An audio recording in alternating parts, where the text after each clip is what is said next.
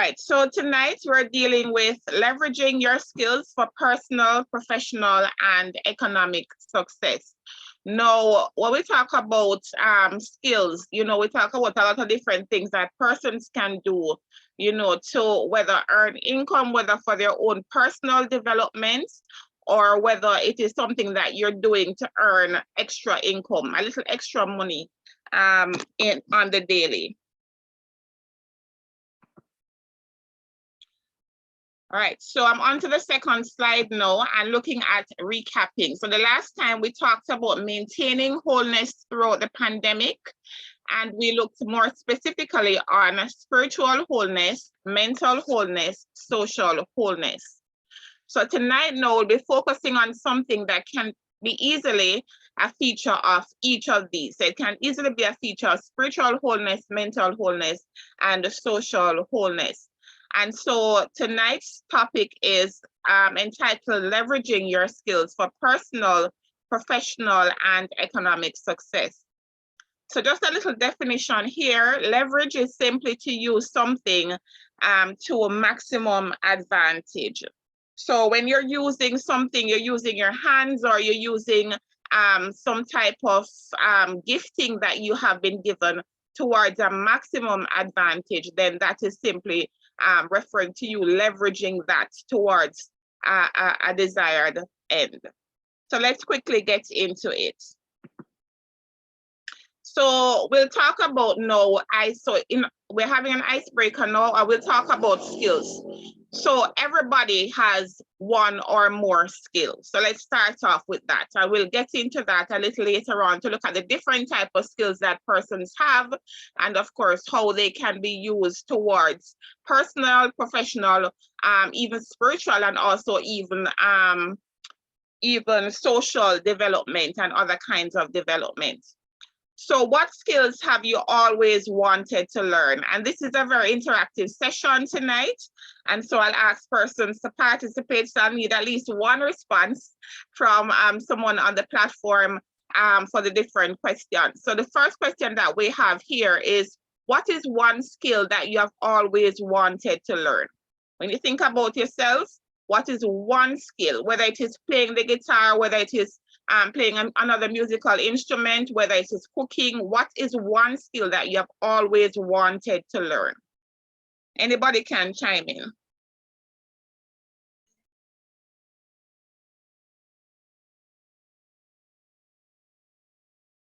Don't all go at once. So this is a very easy one. What is one skill? When you think about yourself, what is one skill that you always wanted to learn? Sister Heather? Dressmaking. Dressmaking. All right, that's a really great skill. All right, one more person. Anybody else? What's one skill that you have always wanted to learn? So we hear Sister Heather saying that she always wanted to learn dressmaking. All right, while you're thinking about it, I'll move on to the next slide. All right, so let's get started. So tonight we'll look at what is a skill. So what exactly is a skill? And we know, first of all, from hearing Sister Heather's response, that dressmaking itself is actually a skill. So she's correct in saying that that's a skill that she really wants to learn. And when we move further, we will see how best she can actually get to learning that skill. So what is a skill? We'll look at that. We'll also look at who should get a skill. We're also going to be looking at the pros and cons, which is the good and the bad of having a skill, if there are any, the types of skills, which are hard skills versus soft skills, how to get new skills or develop existing ones, and also making your skill or your skills work for you. And then, of course, we'll do a little conclusion, and then we'll have some questions that persons will field, and then I will answer as best as possible. So another icebreaker, I'm sure persons have heard this. And so the question is, have you heard this before? And what does it mean to you? So the first question, or rather the question that we're focusing on, because I'm sure at least everybody must have heard of this. And so I'll be asking persons, turn your hand, make fashion. All right, so Sister Heather, you mentioned dressmaking. What do you think this means to you, to turn your hand make fashion? In Jamaican parlance, what do you think it means to you? If somebody should say, turn your hand make fashion. Use the available resources you have in a productive way. Praise the Lord. So it is talking about using the resources that you have in a productive way. And that's an excellent response, all right? Because it's saying that whatever you have, you can take it and you can turn it into something that is worthwhile. All right, so thank you for that response. All right, so turn your hand make fashion. This is one of the most popular motivational Jamaican sayings around. One of the things I love about this saying is the very graphic imagery it immediately evokes of making the impossible possible. When you hear it or repeat it to yourself, you immediately begin to ask yourself, how can I make this happen? This is a very good thing. Our actions go in the direction of our thoughts. So this solutions-oriented saying is perfect.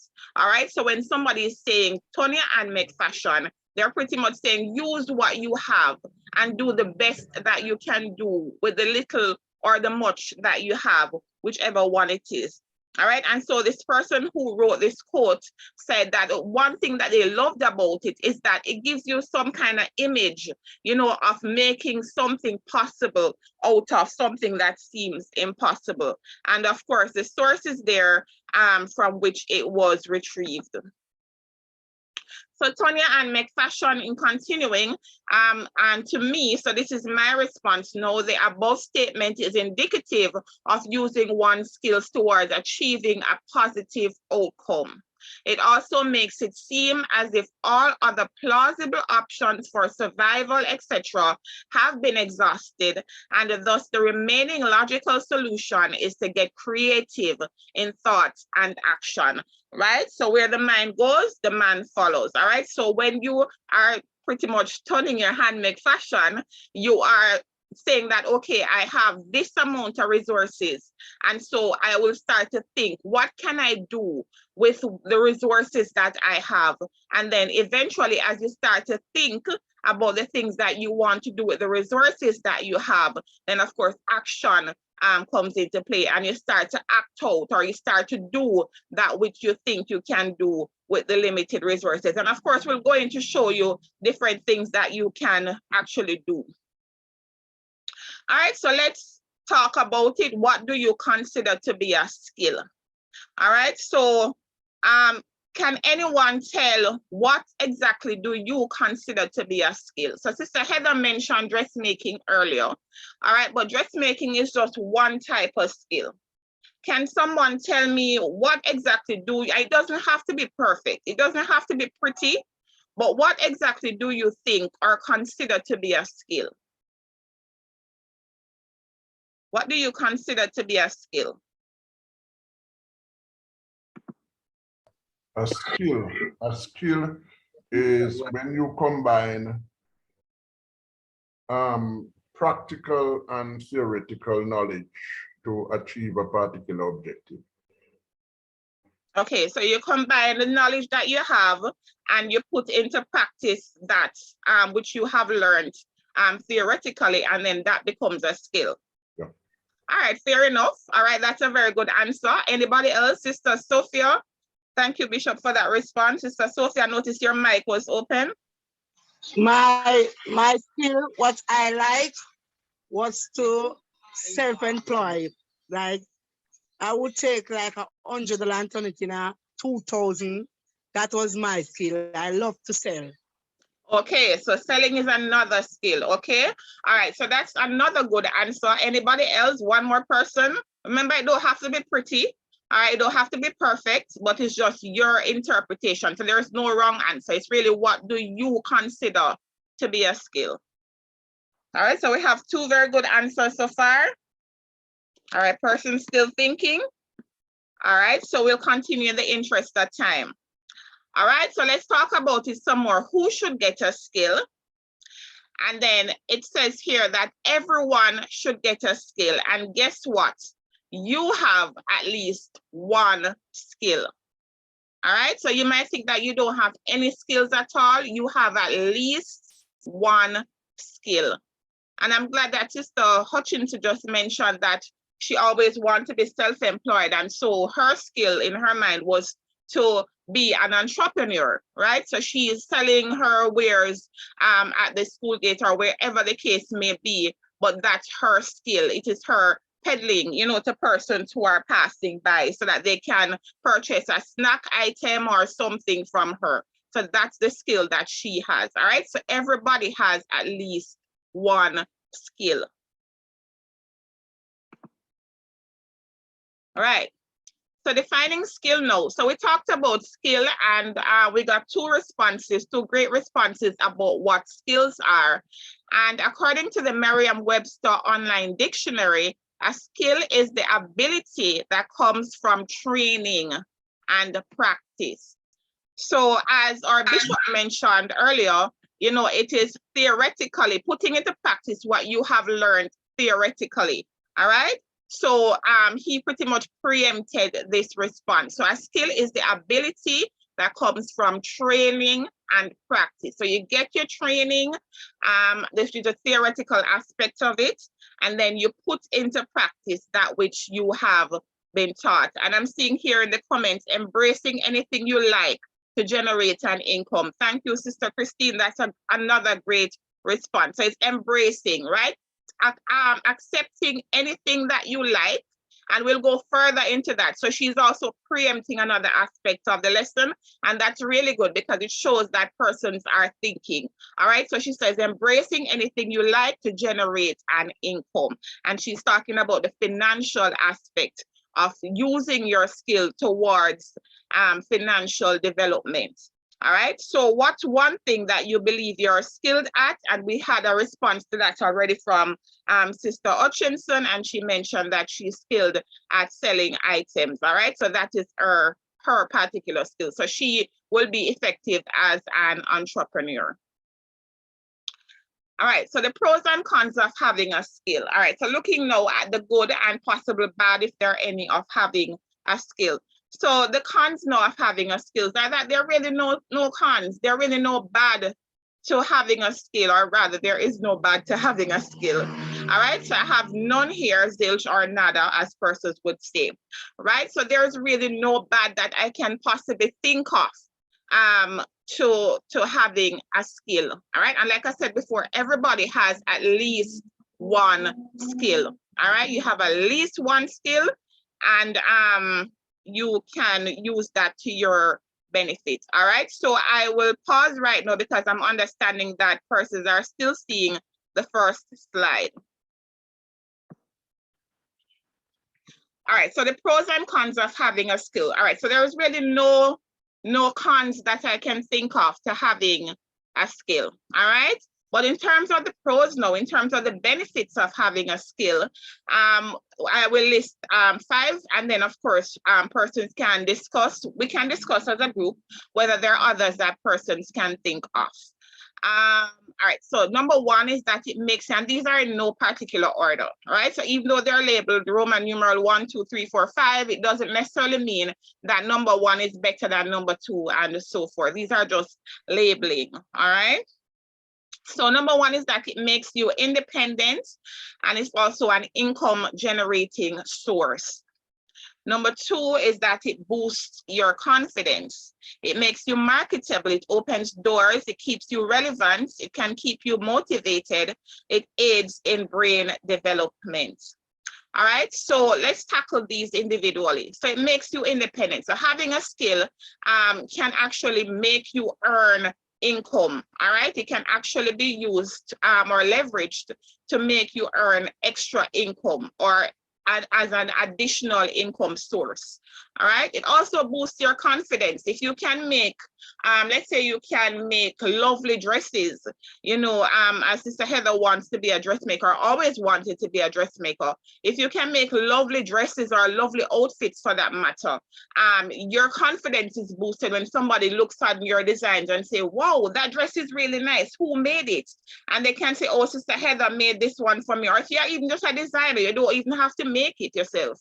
But if you're a designer, you can design outfits and stuff, or you can make drapery, that kind of stuff, and people are demanding your goods, then you can say that your confidence will be boosted in that regard. Number 3, it makes you marketable. Again, this is linked to numbers 1 and 2. It makes you marketable, right? It also opens doors, and it also keeps you relevant. It can also keep you motivated, because you'll always have something to do. Even in the pandemic here, if a lot of persons have lost their jobs, or some of them never even had a job to begin with. But once you have a skill, you know, your skill can keep you motivated, because instead of being depressed and sitting down and thinking, what do I do, or how can I, you know, how can I survive, you know, in the present situation, it will keep you motivated to say, okay, I'll make this or I'll make that, and I'll put it up, whether on the different social media platforms. I will get to that, all right, to market it, to earn an extra income, then that can also be done. So it keeps you motivated, and also aids in brain development, because when you continually practice something, then you realize that over time you become perfect or semi-perfect at it. All right, so I've gone through 5. Can anybody else think of others? What are some other positive things, apart from those that are listed here, that you can think of as really benefits to having a skill? Can you think of any?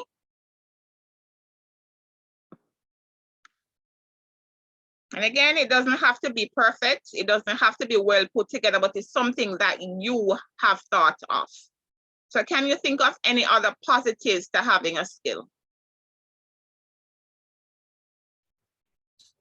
A skill can make you earn additional income as opposed to your regular job. Right, thank you. All right, so that one is actually there, but are there any others? So thank you, Bishop, for reinforcing that one. So it actually makes you independent, and it's also an additional income earner, like our Bishop just reiterated. All right, so it can help you to actually earn extra income. And I'll show you, when I discuss the different types of skills, how you can actually earn extra income using your skills.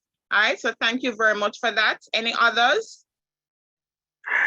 Yes, and having a skill you can help somebody to learn the skill or pass on the trade, as they would say. Perfect, perfect. All right, so another great answer. All right, so in addition to it being an additional income earner, you can also have an apprentice, right? And you can also teach them the skills. So it's each one teach one. So it's not just about us having a skill per se, but it's also helping us to foster growth and development in others. So we can also help to teach others, so they too can benefit from the benefits of having a skill. All right, so the next slide now. So I'm on to the next slide, which is types of skills. So we'll have 2 types of skills here, and we'll start off with hard skills. So we have hard skills, and we also have what they call soft skills. So hard skills are specific skills which enable you to better perform on the job or in a job-related environment. These may be learned formally as part of a course or program or curriculum, or informally through trial and error, etc. All right, so hard skills are skills that you learn that help you to perform on your job or in a job-related environment. And examples of these hard skills are IT skills, such as, among others, programming, right? So you hear persons say, I'm a programmer, or you'll hear of persons who are programmers, all right? And they actually use the various programming languages toward a desired end, right? And so whether it is C, C++, or Python, or the other programming languages, they actually use these towards a desired end. Also, you have Microsoft Office Suite is another skill. All right, so whether you can, you are fluent with, let's say, Microsoft PowerPoint, Microsoft Publisher, Microsoft Excel, Microsoft Word, etc., you are, you have that as a hard skill. All right, Stator. All right, state as a statistics software that myself and others will use towards a desired end, which is data analysis and reporting, and also SPSS, which is the statistical package for the social sciences and R. All right, so these are different types of skills that persons will have. All right, in terms of engineering, also that's another skill. Project management, marketing, which is not limited to, but including social media marketing, language and linguistics. So if you are fluent in, let's say, another foreign language, then you are also skilled in language and linguistics. Or you can just be fluent in, let's say, patois, right, which is our Jamaican parlance. Transcription, you can write very well. And so you have that as a skill. Fashion designing, video editing, entrepreneurial, dressmaking, tailoring, and among others, teaching. Now, in terms of soft skills, soft skills refer to the interpersonal skills that can be quite subjective. These help persons better showcase their personalities. Examples of these include, but are not restricted to, communication skills, time management skills, customer service skills, collaborative skills. So whether you are good with working as a group or just an individual, leadership skills, flexibility skills, among others. So if you are skilled in any of these areas, then they'll say that you have certain soft skills. But if you have the more academically inclined ones, then of course you'll be said to have harder skills. All right, so both are needed towards personal and also professional and also social and other kinds of development. So hard or soft skills, which is better or worse? Is anyone really better than the other? And we'll discuss that. So neither them, which is a simple answer, is neither them, right? Neither is better than the other. So both are equally important in shaping who you are on the job or through life in general. Hard skills are quantifiable, while soft skills are not. This reality, however, does not diminish the importance of either of them. So how to get new skills or develop existing ones? As part of a specific skills training program, example, those offered by the Heart Trust NTA. So we know that the Heart Trust NTA in Jamaica offers a lot of skills training, and so persons can get skills from the Heart Trust NTA, or they can develop existing skills from the Heart Trust NTA, or just liaising with personnel from the Heart Trust NTA and find out what the options are in terms of training and moving in that particular direction. You can also get skills as part of a course or academic program. All right, so we talked about hard skills and we talked about soft skills. So you can also learn a new skill as part of a course or academic program. So you can go to a Spanish class or a French class or whatever it is, or you can go to a cooking class or a dressmaking class. Or you can even go to, as part of a university program, you can learn to use different statistical packages, for example, or different Microsoft Office tools, and these will help you to develop your skills. Or you can even, as a professional, you can go to, like, for example, MIND, which is the Management Institute for National Development, and you can also learn certain skills from that institute. As well as there are other options that you might be able to think of. You can also learn skills via social media, right? So we have different social media platforms, and of course, they're not all good, but they're also not all bad. So not everything that you see on social media will be good, as well as not everything that you see on social media will be bad. You just have to pick the good out of the bad, just like living in the world. You have to pick the good out of the bad and make sense of that good. So you can learn a skill via social media. You can go on TikTok, for example. You can go on Instagram, and you will see persons sharing different stuff, right? How to do this, how to do that. You can also go on Facebook/Meta and also YouTube. So don't just use it as a social platform, so to speak, but you can also use it to, you know, learn a new skill, learn something. YouTube has a wealth of information.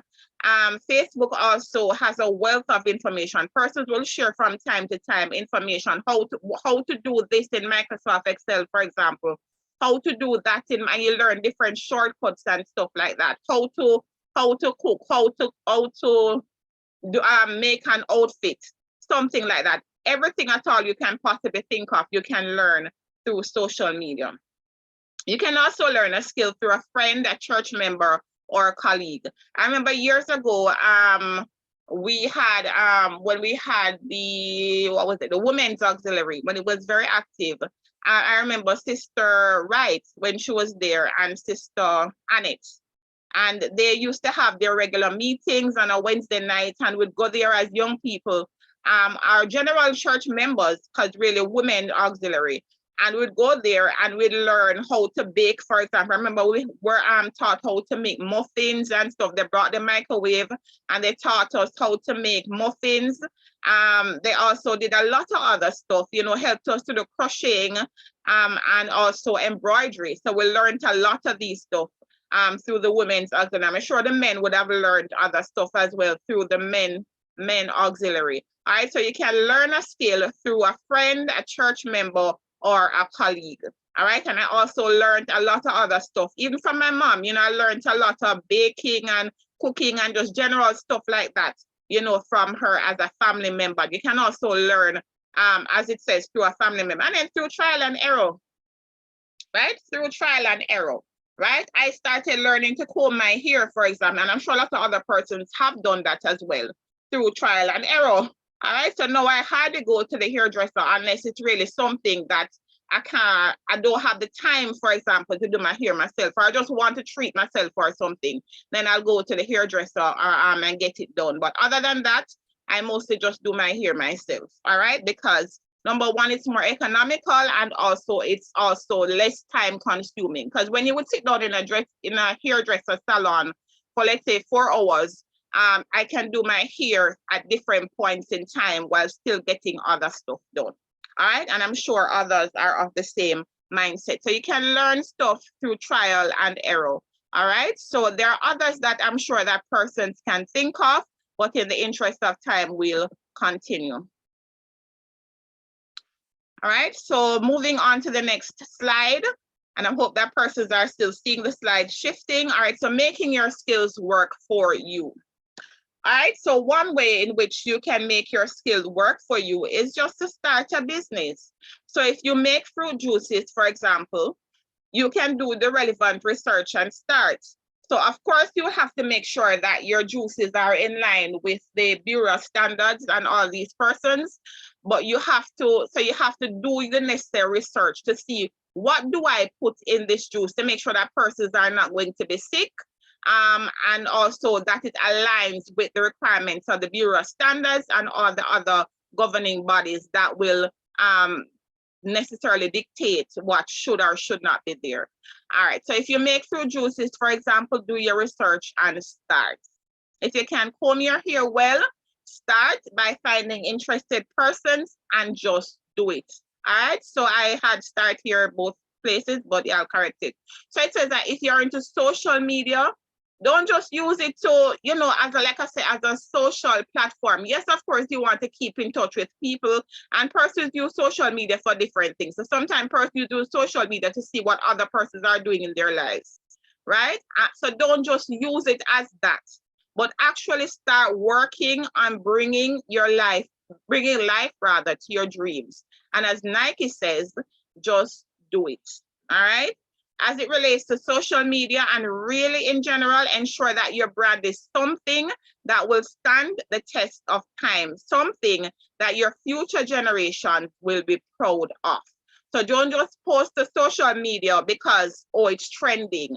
So you'll post something because you want to get a lot of reactions on it, right? Actually think about it clearly and make sure that the brand that you're building is something that will stand the test of time. There's something that when you look back years from now, you can say, okay, I am proud of this brand. I am proud of this thing that I had put out, right? I am proud of, you know, what I published on social media 5, 6, 7 years ago. All right, so ensure that if you do decide to go the social media route, it is something that you can look back and say that you are proud of.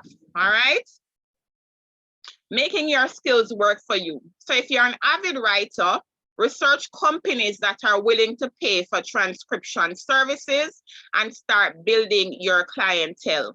So a note here is that even if initially the pay is not as high as you anticipated, once it is not compromising your core values, still pursue it. This may very well be your stepping stone to greatness. Remember, every mickle make a muckle. And I'll give you a personal example. I had used, and let me stop sharing just a bit because I'm seeing some lines on the screen. I'm not sure if others are seeing it as well. So I'll start resharing, but I'll speak in the interest. All right, so I remember when I started out doing transcription, and I remember I was just browsing to see the possible options there were for making money on the internet, right? And so pretty much I started to look up different websites that would pay me to write because I like to write, right? And so I found a site, they have changed now, so it's not as easy to get on the site now to start writing as it was when I started out, but nonetheless, persons can try.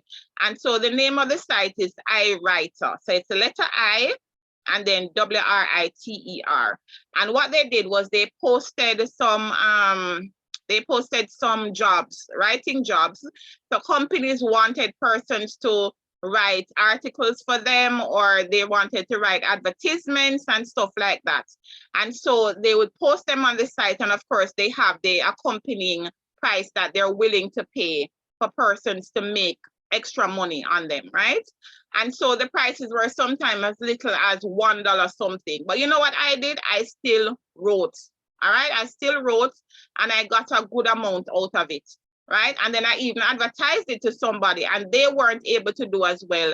And they made a remark, and I won't repeat the remark that they made. But you know, it just shows that you can actually use these platforms that are available to leverage your skills and to make income out of it. All right, so you can try that one, and of course there are others that are there that you can also, if you are into writing, you can, and then that opened up a lot of other opportunities where I was able to do transcription for different companies at higher rates. All right, so you can also pursue those. So again, look to see what you can actually use your skill to do. Every little mickle make a muckle.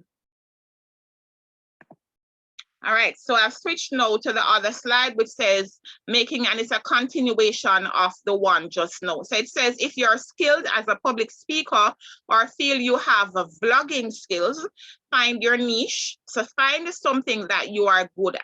So find your niche. Start recording your videos, etc., and upload them to YouTube for wider visibility.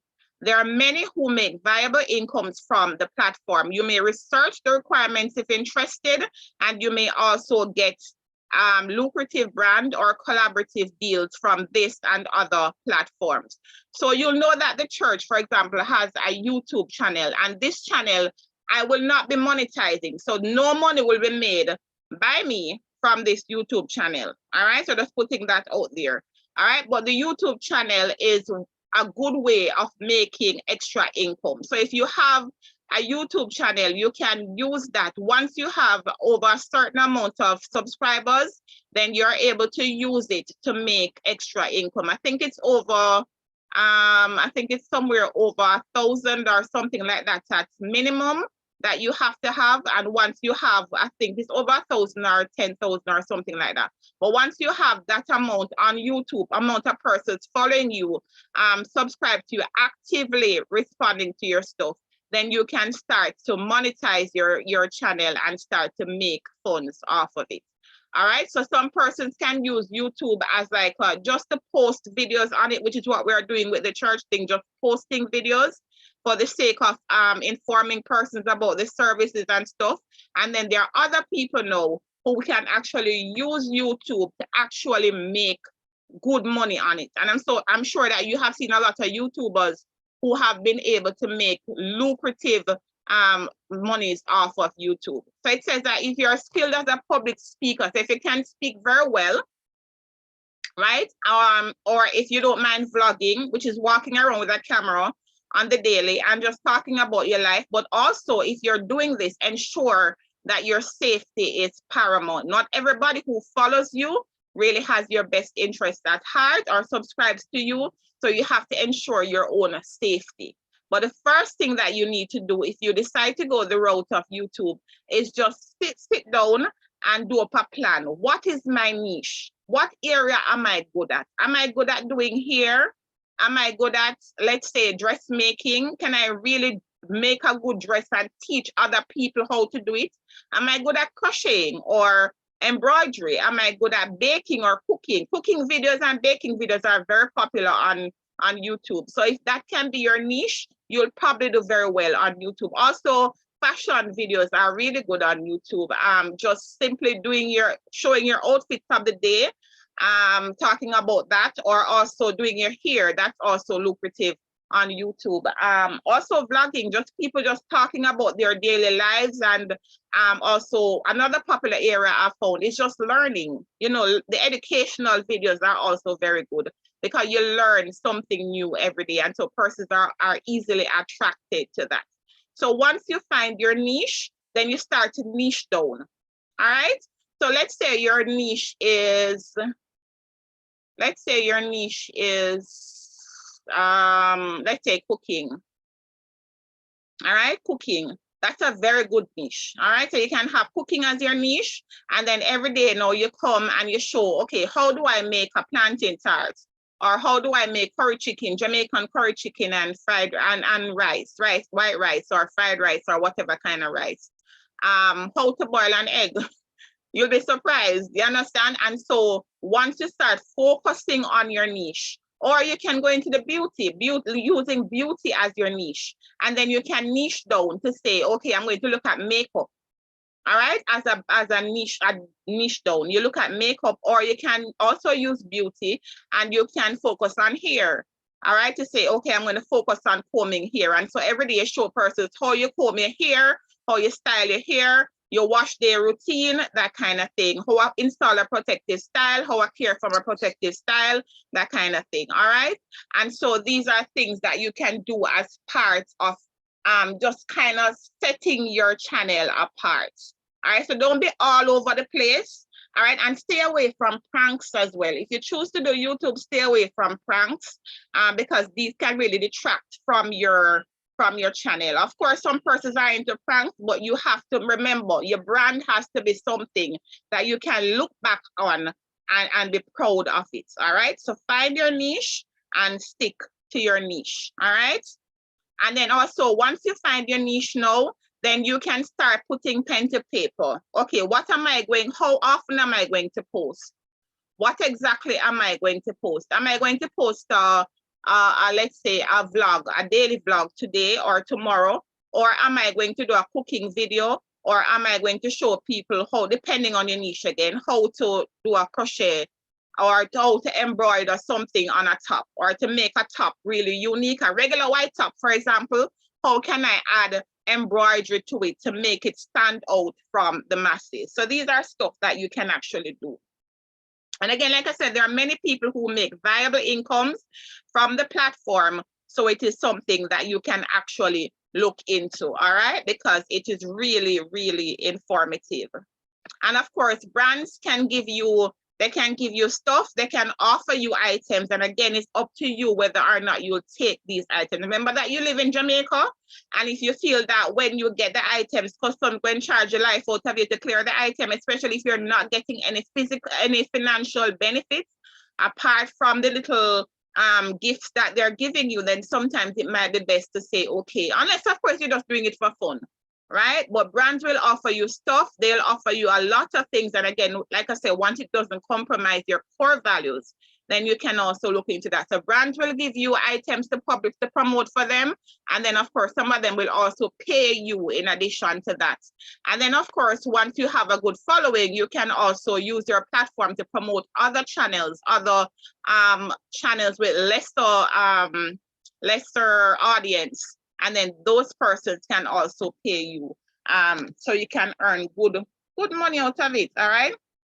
So this is not social media specific, but let's talk about persons selling masks from a vehicle with a loud recording. And I'm sure that you would have heard 1 box of black mask, 1,000, all right, and so forth. Now, these persons leverage their skills, like Sister Opal was saying earlier, that her skill is as an entrepreneur, right?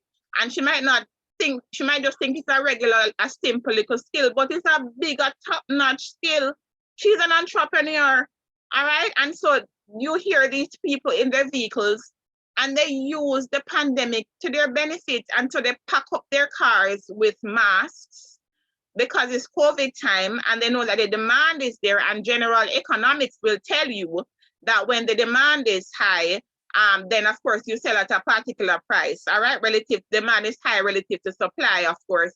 Then all things being equal, ceteris paribus, you sell at a particular price, all right? And so I'm sure they're making very good on their skills, all right? So that is creativity. And I'm sure that that man who ever recorded that thing probably sold even the recording to other persons, so they too can use it in selling their masks. So you pretty much get the gist. So all of these and more are quite useful towards personal, professional, and among others, economic success. Personal success in that it boosts your confidence, right? It helps you to know that, okay, I made this today. I didn't rob a bank. I didn't steal from anybody. I made it, right? And this is mine. Professional, also you're using your skills towards professional development. And also, among others, economic success, you're making a living off of it. And you're also learning to become, you're also perfecting your skills. So let's say you're a vlogger and your niche is cooking. Every day, get up and you do another video, and get up like you're going to a regular job. All right, fix up yourself, and then you take out your camera, take out your light, take out whatever, and put it in an area where, of course, your privacy is maintained. All right, so don't show too much of your place. And if you're on the road, be careful how you're walking with your phones or your cameras if this is the route that you decide to choose. All right, ensure that you block out certain environments, unless it's somewhere that you really don't frequent that much, because you don't want anybody stalking you afterward. All right, so make sure that your privacy is always maintained, and go for it. Just do the best that you can and you will be okay. All right, so looking now at safety tips for leveraging social media skills. So I just briefly mentioned some ways that you can maintain your safety while leveraging your social media skills. So the following are a few tips from influential Jamaicans as presented in the Jamaica Observer for making the best of social media. And these persons are persons who actually use social media. These are persons that you're familiar with on social media. These are persons that are making lucrative money on social media. And these are persons that brands have trusted with their products to say, okay, I see your work, I see that your niche fits into what I'm doing, and therefore, because I trust your work, then I'm calling on you to promote certain things for me and to work with me because companies really want to know that you're not going to let their brand down. All right, so these are some safety things that they have put out. All right, so Terry Carell, now Terry Carell Reid, you might know her as, she says, it's just to be safe, you know, keep your personal information safe. Do not give out your address and other personal information to anyone online.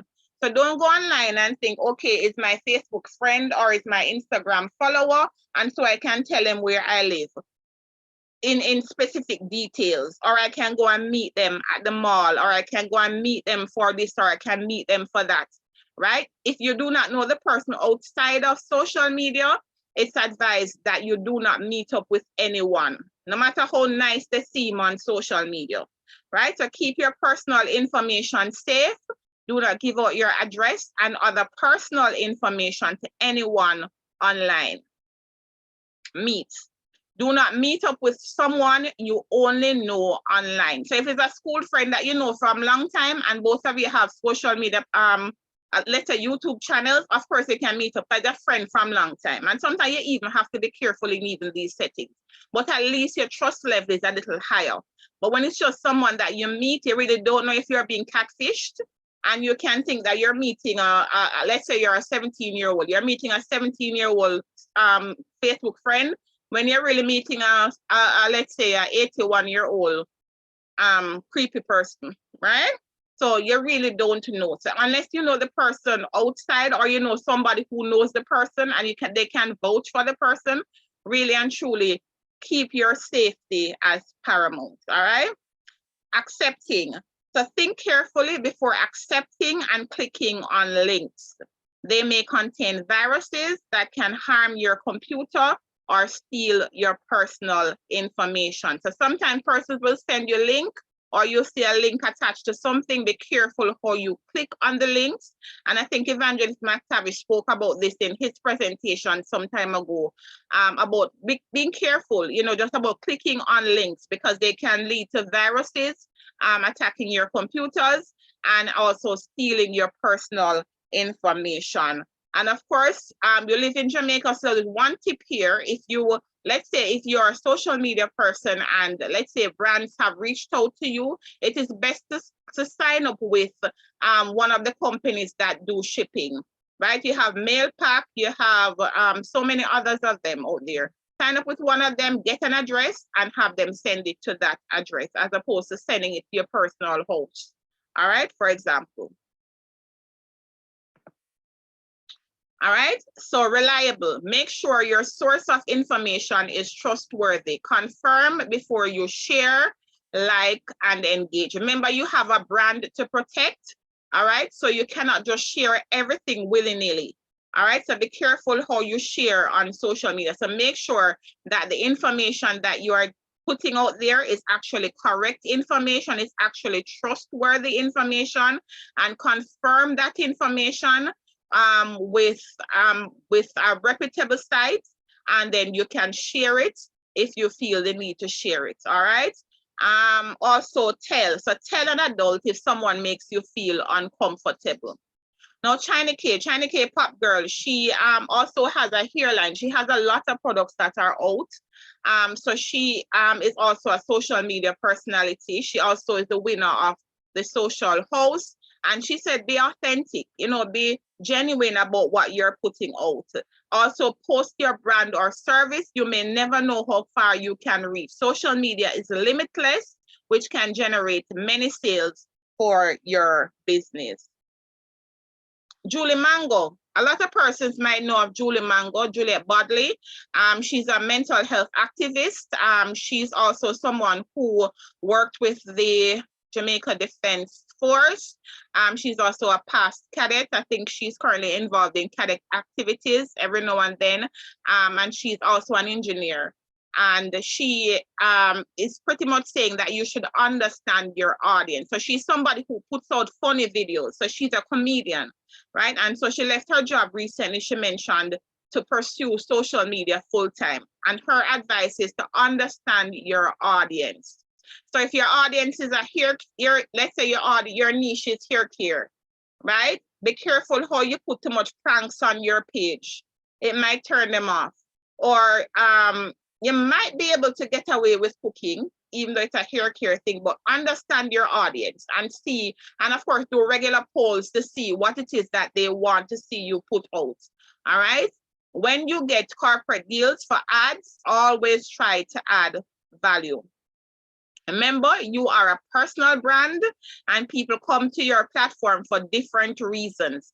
Some come for laughter, relaxation, or if they are feeling depressed. All right, so people come to your thing for different reasons. So understand your audience. Also protect your mental health on social media by curating your feed. Know what triggers you and what makes you feel bad. Unfollow pages that make you feel unhappy. If people say bad things about you, block and delete the comments. All right, so don't be afraid to block and delete. All right, if somebody is constantly badgering you on social media, somebody's constantly putting negative things in your feed for you to see, then of course that will affect your mental health. All right, if somebody's continually telling you something that you're not happy with, especially if it's something that you really can't control.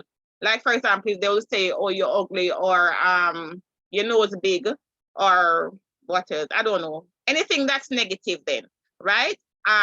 Feel free to block persons, right? And this is a good thing about social media and the option that it has to protect your mental health. Because if you don't careful, people will sit behind a computer and just pretty much push your button to the point where you self-destruct. All right, so protect your mental health is one advice that she has to give.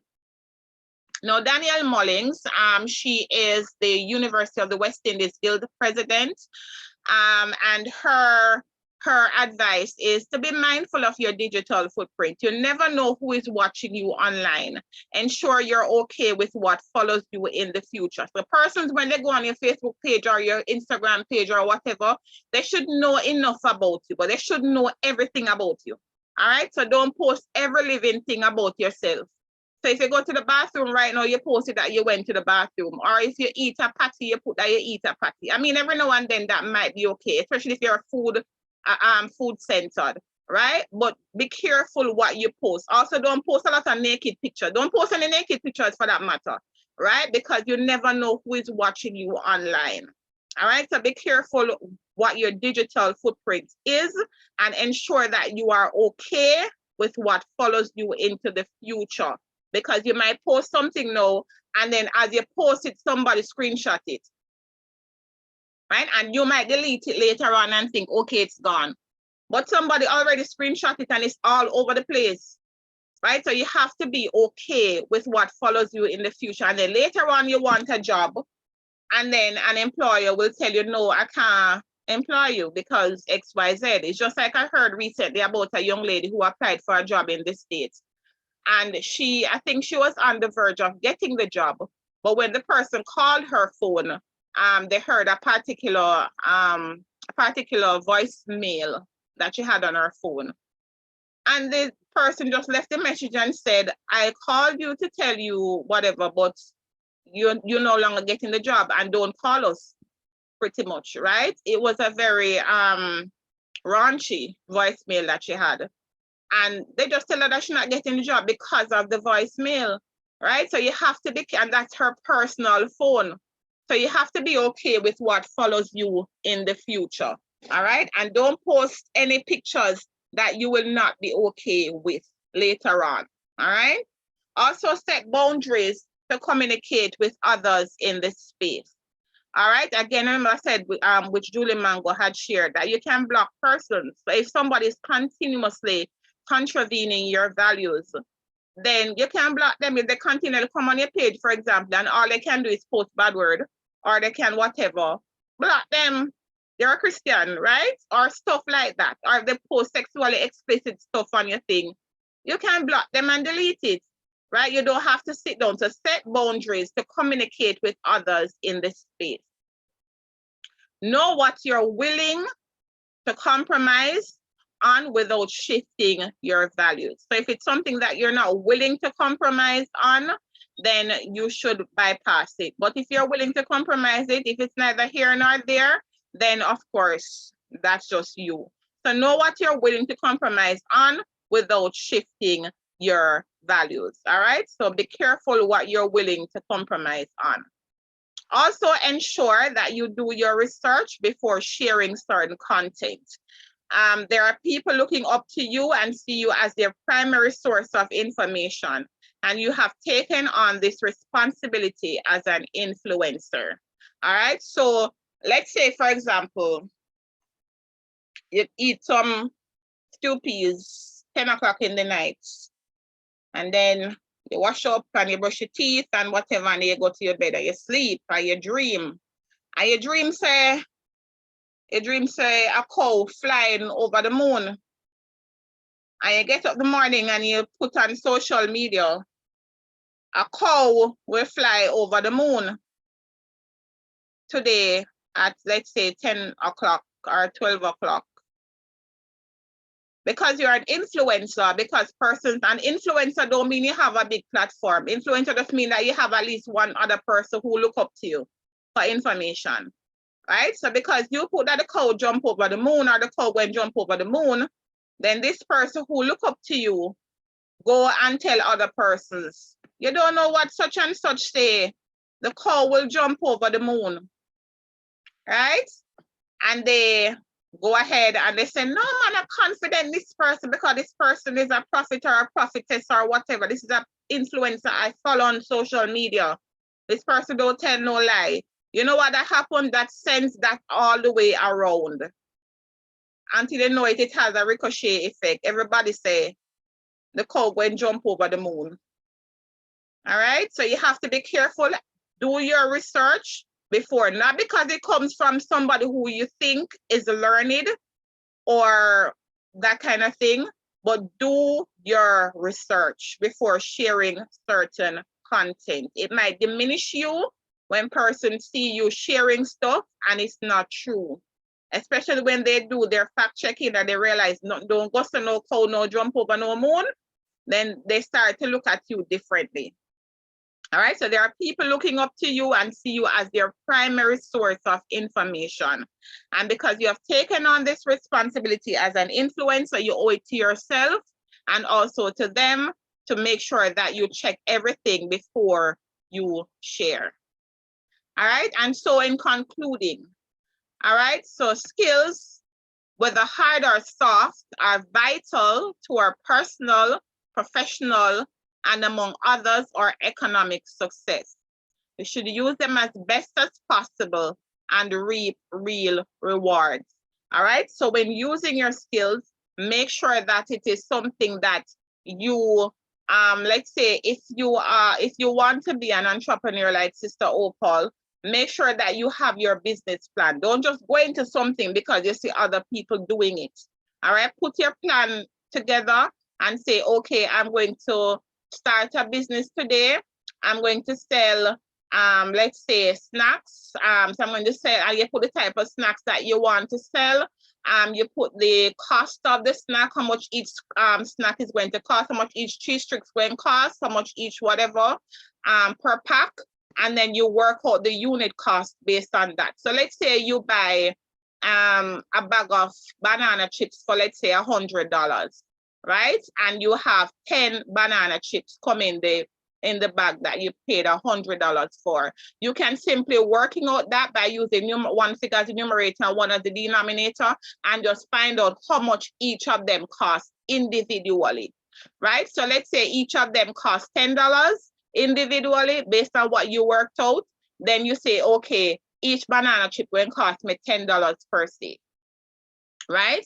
No, you will not sell it back for $10, because if you sell it back for $10, then you really don't make anything off it. You're just really facilitating a need without actually benefiting, right? So now that you put on the $10 and you say, okay, each banana chips, for example, going to cost me $10, the next step that you do is you work out your profit. Okay, how much profit do I want to make on this?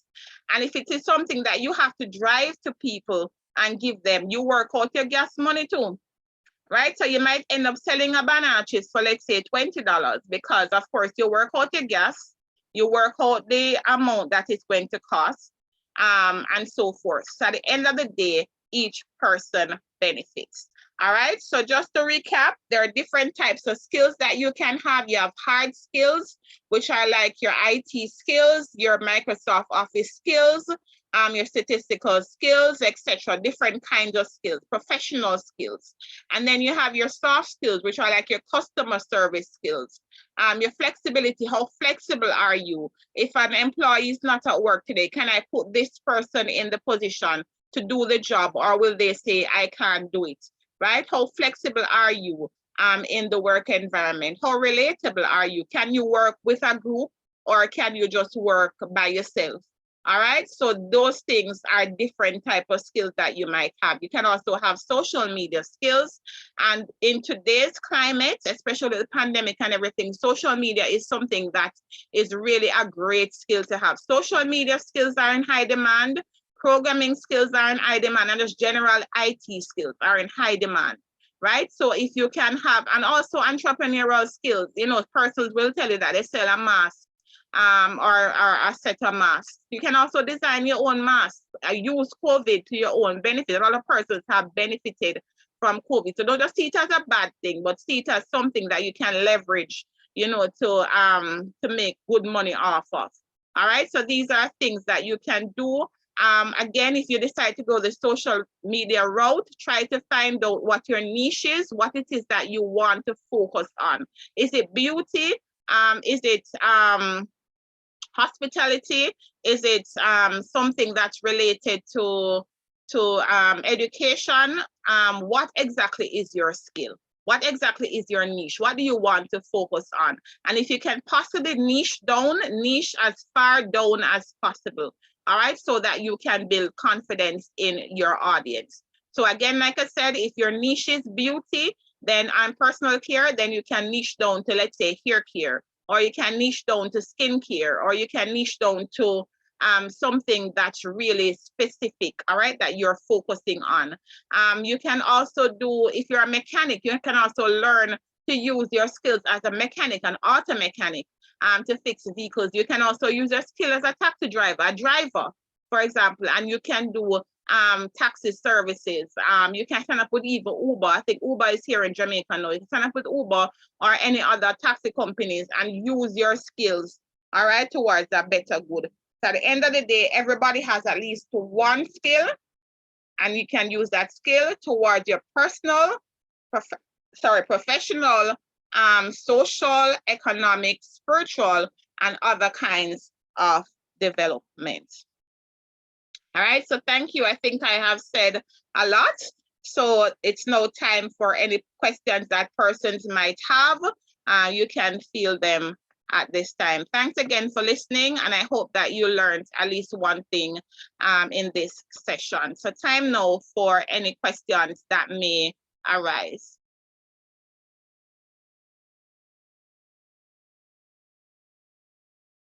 Are there any questions?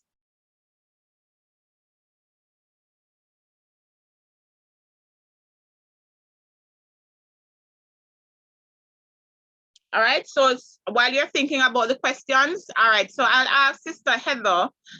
You mentioned earlier that you always had the desire to do dressmaking. Were you able to act on that desire? Have you started doing dressmaking, or is it something that you still want to do? No. All right, so you haven't. All right, so what exactly is stopping you? You think is stopping you from starting? Maybe the job, because it take up most of the time. When I used to go art first, I used to do garments, construction, but I think I struggle in that. I struggle in it, but I always like could do it better. I used to do it first, but I didn't master it. Okay. All right. So what I'd recommend to you is, I know your time is really rationed, but if you can take even, let's say on I don't know how your days are and what you really have doing, so I really can't plan for you. But you can decide if you can even get 10 minutes, right? I'd advise that you go on YouTube and you look up ideas, right? And then if it's even to buy just a piece of material, you don't have to be even as big as a yard or whatever, but just a little piece of material. And then you watch the videos and then you try to make something based on what you watch. All right. And then that can also help to motivate you. That can also help to boost your confidence. And of course, you'll eventually find that over time, you really have more time, because sometimes when we think about it, you know, yes, the job is good. And I will not tell anybody to leave their job, because I have my job. Right? But we should also try to find time to do stuff that makes us happy. All right. And if that is something that you always wanted to do, then I really think that you should try and pursue it still. All right. So you're okay with that suggestion? Yes. All right. Thanks, sis. All right. Anybody else? Any other question? Any comments? Was this session useful to you in any way, Brother Ron Brown?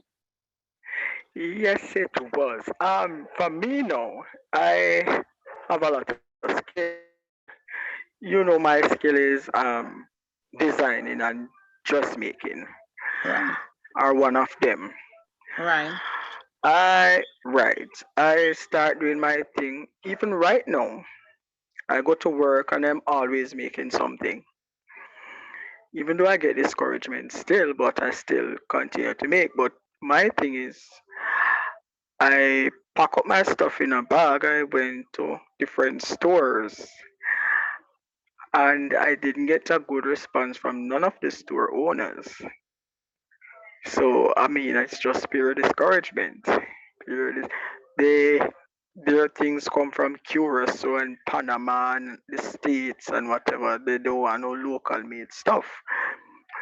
So I mean, it's so discouraging at times. And then I put up things on Facebook and thing. Even since recently, I put up some stuff there. But as I say, I have a lot of stuff here.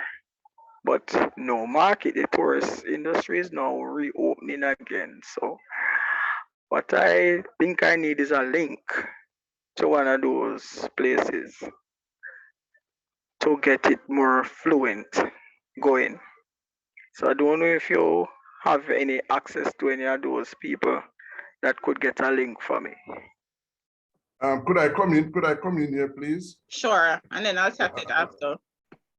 Yes, I think what Brother Brown is doing is putting the proverbial cart before the horse, in the sense that what you need to do first and foremost was to make samples and actually take those samples to the store owners or whoever and take orders.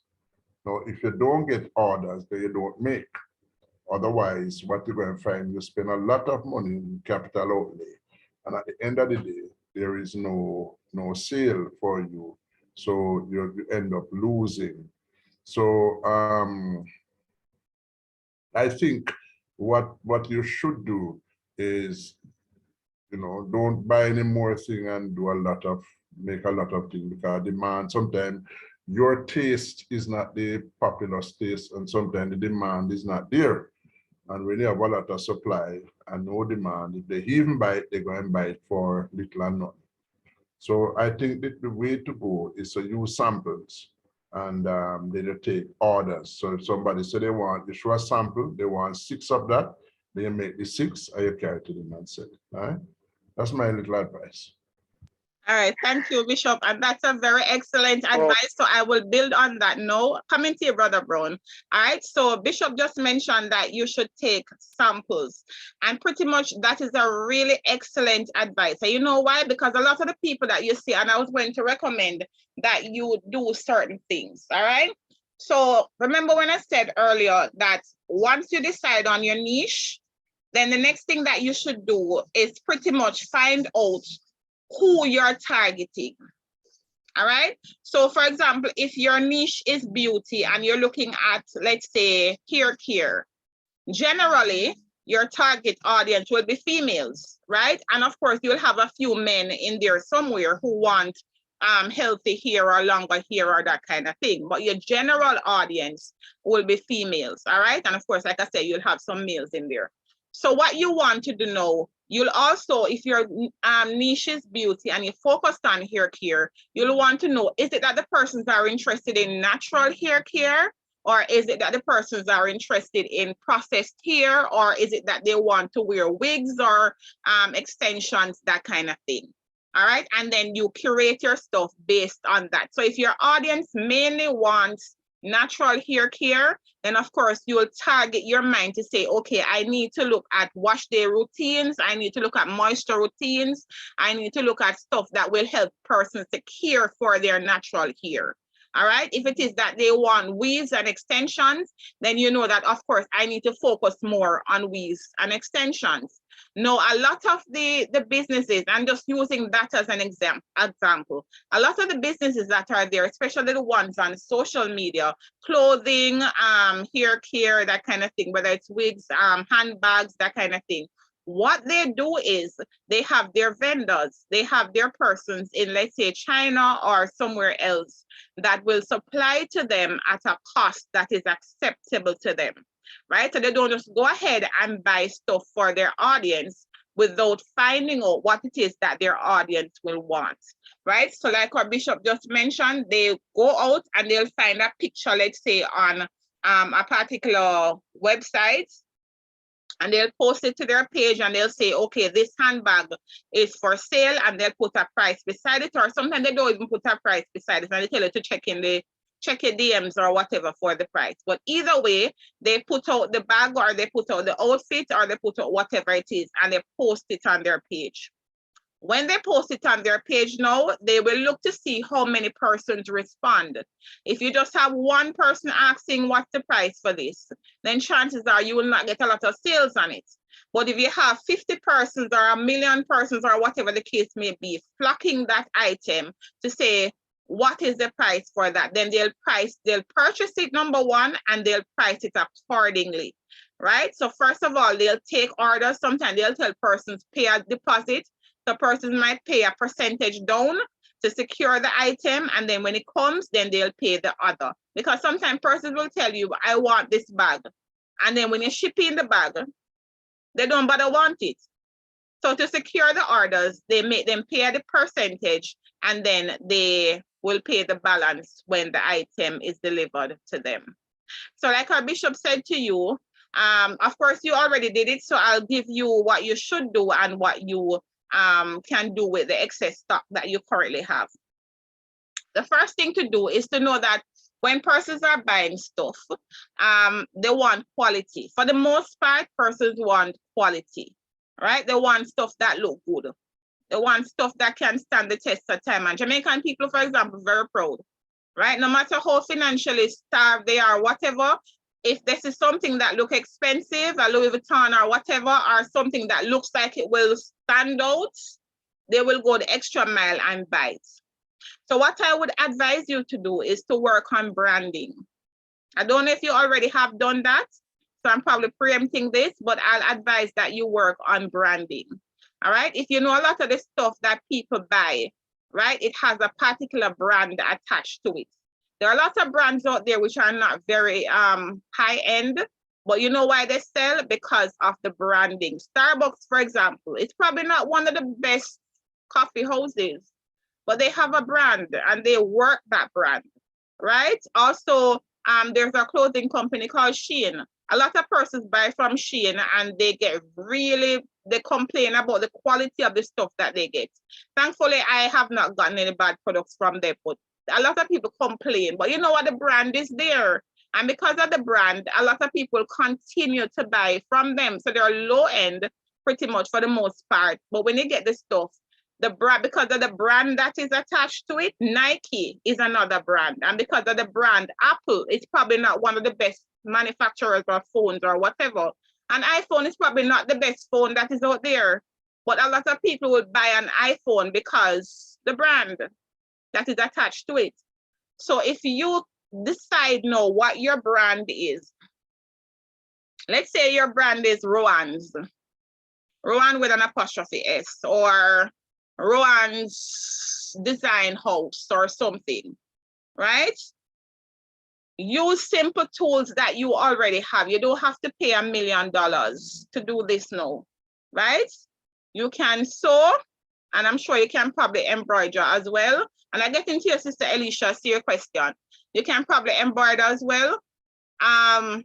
Do up an embroidery, something with your name on it. Do up some business cards, something. All right? Take your pictures in high quality. So put out your items, put them in high quality. Go on applications such as Canva or whatever, even Microsoft Publisher. You can get a cute little background, put your image there, and then you can post it to a site. I'd advise you to create a page. Create a business page, whether it's on Facebook or whether it's on Instagram. And I single out these two because these are really platforms that are good for pictures. So Instagram and Facebook or Facebook. You can put your designs on Instagram and or Facebook. Create the page, put them on it, invite persons. Start off with your church brethren. I'm sure your church brethren will support you. Say to your church brethren, I'm starting a Facebook page for my business. I'm asking you to follow the page. I'm starting an Instagram page. I'm asking you to follow the page. Once they follow the page, you kindly say to them, please share to whoever you can so that when they want stuff, they can also support me. There are times when your goods will be in high demand. The type of goods that you produce are highest in demand around Christmas time. Christmas time, people want fix up, all right? So that's the time when they'll need your crocheted items, or they'll need your embroidery, or they'll need your whatever, right? For persons who are interested in that kind of decor. So that's the time when you start to put out the request and say, okay, persons, these are a few samples that I have. Which one, and don't start making them yet. Which ones would you be interested in? Because some persons will see a design, but they want to tweak it a little bit. So you don't want to be too hard and fast, all right? And then you give them the sample, and then persons can pre-order. Once they pre-order, the first thing to do is to set up a PayPal account, PayPal, a PayPal account, or other options that are available. There's Zelle and etc. But for the most part, you can use a PayPal account, or you can use an account that you only use for your business. All right, so open another account and only use that account for your business. Once you have that information, you say to the persons, okay, deposit 50%, deposit whatever percent into the account, and then I'll start processing your order. Once they they send the money, you start processing the order, and you give it to them in a very quick time. Let's say work out your time. So if you can do it within 5 to 10 business days, then that is what you work with, right? But work out your schedule based on the time that is available to you. So don't tell them 5 to 10 business days and all a month later they can't get their stuff, all right? Do that. Once you do that and they see that you're professional and you continually deliver, then they'll continually to support you because they see professionalism. They also see a brand that is forming, whether people like support small business. I like support small business. Bishop loves, and a lot of other persons loves to support small business. Sometimes I don't even want a snack, but I'll buy something on the roadside from the person selling, like a little cheese sticks or something, just to give them a boost. Because some of them don't sell for the day, right? So persons will support you, but they want to see that your brand is there and it's not just a little chuck and pick a thing. And they also want to see that you're professional, because believe it or not, a lot of persons have been scammed and they might not trust you at the onset, but they might trust you because somebody who is reputable, like one of your church brethren, recommend them. All right, so we can talk further on this if you want, but pretty much like I said, just start designing your logo. So start off with a logo, what your logo will look like, what your business will be called, and just start designing some stuff, all right? Now, for the ones that you already have, the stock that you already have, what you can do, right, is that you can take them to church if you want, or take them to work or wherever you frequent, and you can just ask somebody to support you. If it's even one item they can buy until it sell off, you understand? But ask persons to support you to get off the excess stock that you currently have, and then don't make any more, like our bishop said, until you have your orders down pat. Otherwise, you'll continually have dead stock and then your stuff will not sell. But start working on your brand first, and then after you start working on your brand, then everything else will fall into place. And of course, pray about it. That's very paramount. Pray about it. Have God show you what your brand should be. And once you decide what your brand should be, you try to work on your brand and perfect your brand. All right, is that helpful? Yes, it was very. Thank you. All right, you're welcome. All right, so don't give up hope. You can still get rid of the excess stock that you have. But like I said, once you get rid of the excess stock, don't make any more until persons pre-order and they give you a percentage to cover the cost. So you don't want to spend up all your money and buy up stuff, and then at the end of the day, you make it and then it just put down there. All right. So that's that. All right. Sister Alicia's question is, what if you're interested in getting a skill, but you're not sure which to venture in? What advice would you give? All right. So I'm not sure if you can talk or if your mic is open or you're able to use your mic. Otherwise, you can just type in the chat and I'll read it. So the first thing that I will ask you, is there anything growing up as a child, right, coming all the way up now, is there anything that you have always been interested in? Any skill item that you have always been interested in, whether it's cooking, sewing, doing hair, whatever. Is there anything that you have actually always wanted to do or thought about doing? Here, perfect. All right. So your skill now can be in the hair niche. All right. So it's beauty, but you're niching all the way down to hair. All right. So my next question is, have you always been interested in what type? Is it natural hairstyles, for example, cornrow, plaits, that kind of thing? Or have you always been interested in, let's say, perming hair or processing hair, that kind of thing, coloring hair, that kind of thing? What is it that you have always been interested in? Rope twist. Okay, so you know, man. All right, so you know, you have an idea. So we're getting somewhere. Perfect. All right, so your niche will be here. All right, and then your sub niche, if you want to call it that, will be natural hairstyles. All right, and then your sub niche, if you want to call it that, will be rope twisting. All right. So, all right. So is it that you want to do it as a business, or is it that you want to do it as for fun, or both? That's my next response will be based on that. Is it that you want to make money off of it? I mean, of course, people want to make money still.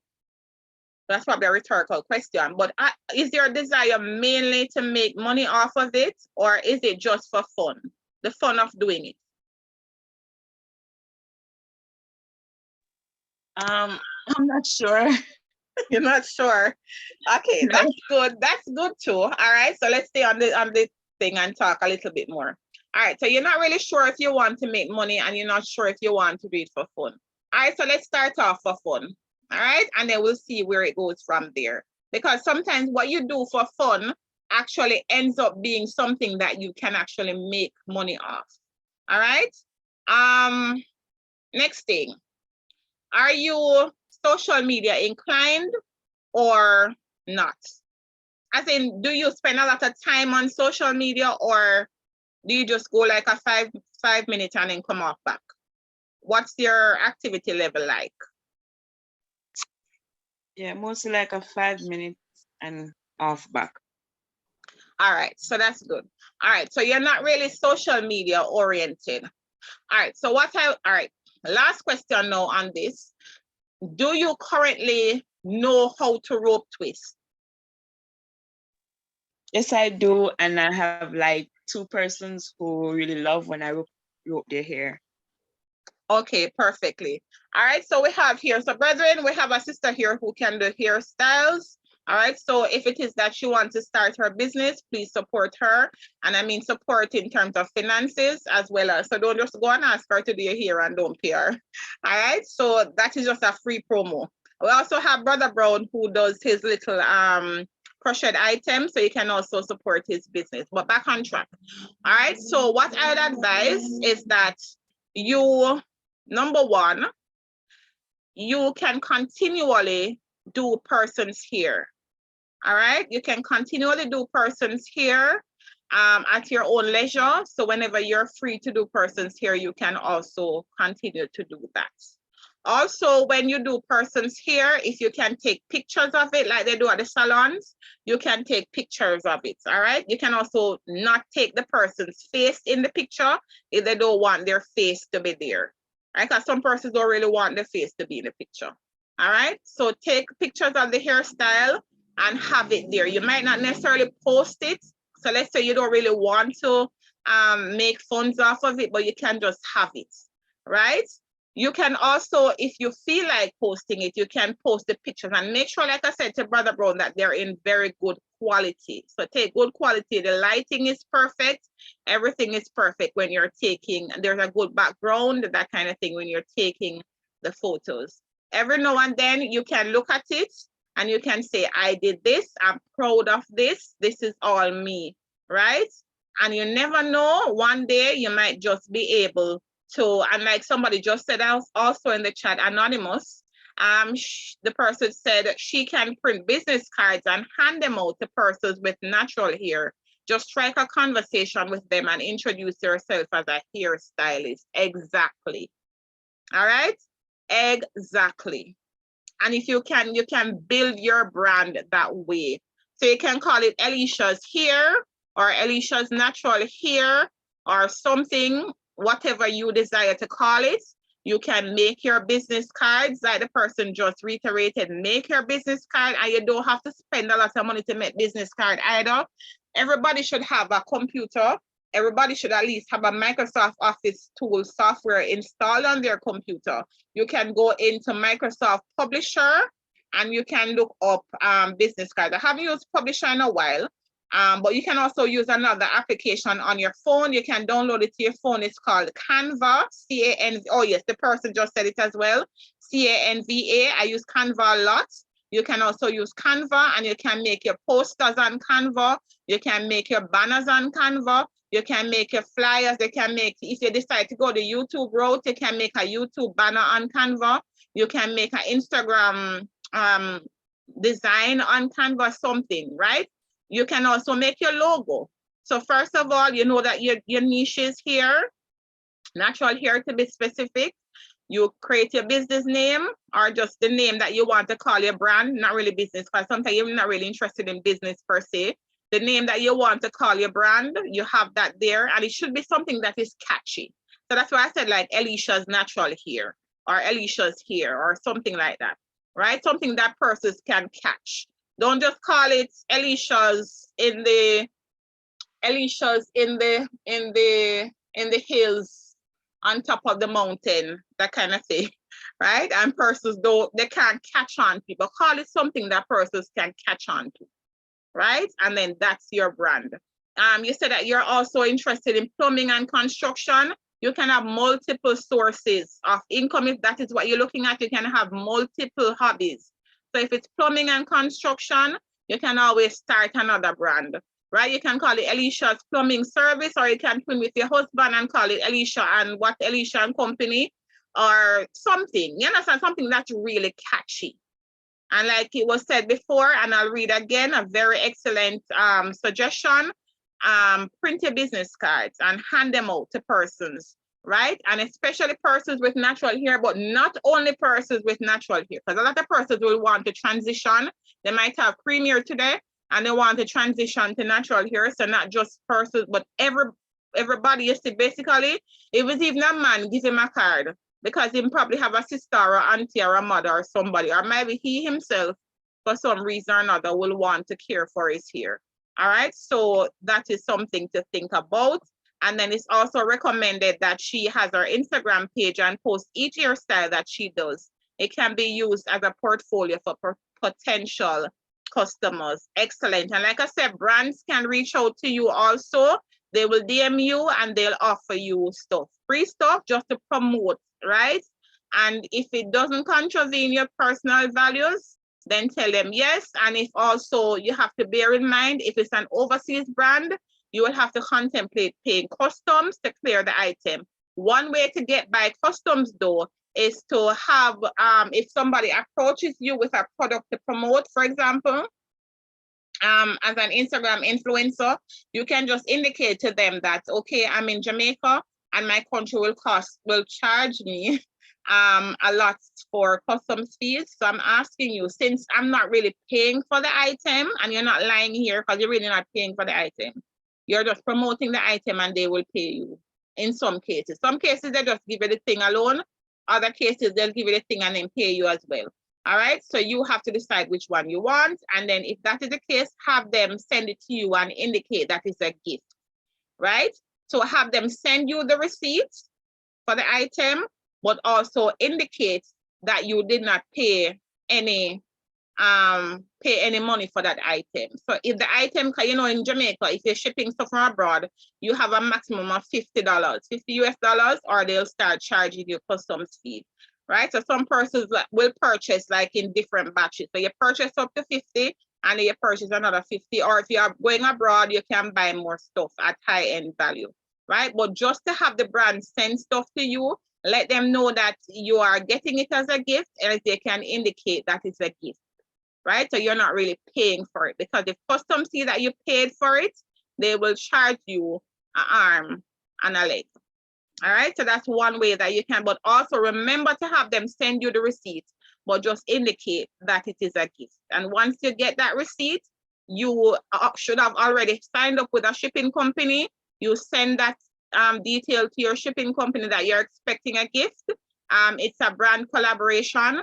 You did not pay for the item, and when they get the item, they will act accordingly. Some of them will probably still charge you, but at least it will not be the excess amount that you would normally pay if you had paid for it.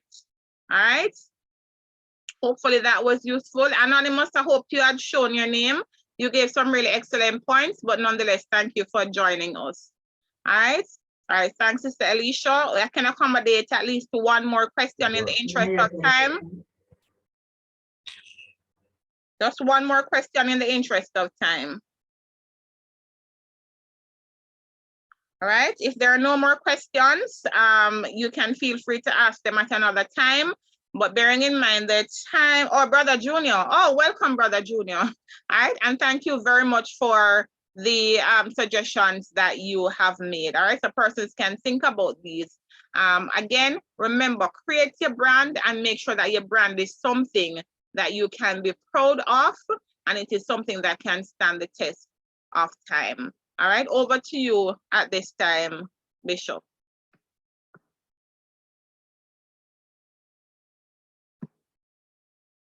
Praise the Lord. Praise the Lord. Excellent presentation. And thank you again, Sister Romy. And thank you for the participation, brethren, and those who listen. There's a saying that variety is the spice of life. And sometimes we need these little suggestions and instructions that can help us in our daily life. We are not just spirit, but we are body, soul, and spirit. All right, and we need to occupy until the Lord comes. Right? God bless you, everyone. Thank you again, Sister Romy. And if you miss anything, I think it will be published on the system, so you can always go back and refresh your memory. All right. God bless you. Let us bring this part to a close. Bow your heads everywhere. Eternal God and our Father, we thank you, Lord Jesus, for tonight. We thank you, Lord Jesus, for the instruction that has been passed on. Lord Jesus, we realize that we are living in this world and we need to exist. Oh God, we need to be productive. And all these information are there available unto us. Thank you for the presenter. Thank you for everyone that listened tonight, Lord Jesus, and for even those that offer a suggestion. Bless you tonight, Lord. We bless you. We bless you. And pray that you keep us under your blood. For we ask these mercies in Jesus' name. Lord, bless you and keep you. Lord, make his face shine upon you and be gracious unto you. Lord, lift up his countenance upon you. Let all the people say, amen.